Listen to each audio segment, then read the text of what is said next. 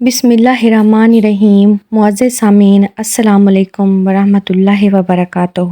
آج کی کہانی کا باقاعدہ آغاز کرتے ہیں کہ ایک دن ایک تاجر بہلول دانا کے پاس آیا اور پوچھا کہ حضور صلی اللہ علیہ وآلہ وسلم میں کیا خریدوں؟ آپ نے فرمایا کالا کپڑا لے لو۔ تاجر شکریہ ادا کرتے ہوئے الٹے قدموں سے چلتا ہوا واپس چلا گیا۔ جا کر اس نے علاقے میں دستیاب تمام تر سیاہ کپڑا خریدا۔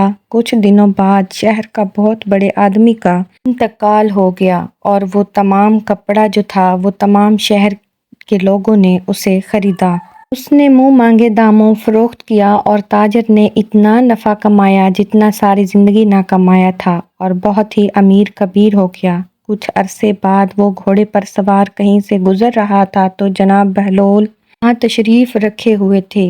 وہ وہیں گھوڑے پر بیٹھے بے ادبی سے بولے، اوئے دیوانے، اب اس بار کیا لوں؟ بہلول نے فرمایا تربوز لے لو۔ وہ تاجر بھاگا بھاگا گیا اور ساری دولت سے پورے ملک سے تربوز خریدے۔ ایک ہی ہفتے میں سب خراب ہو گئے اور وہ کوڑی کوڑی کو محتاج ہو گیا۔ اسی خستہ حالی میں گھومتے پھرتے اس کی ملاقات جناب بہلول دانا سے ہو گئی تو اس نے کہا، یہ آپ نے میرے ساتھ کیا ماجرا کیا؟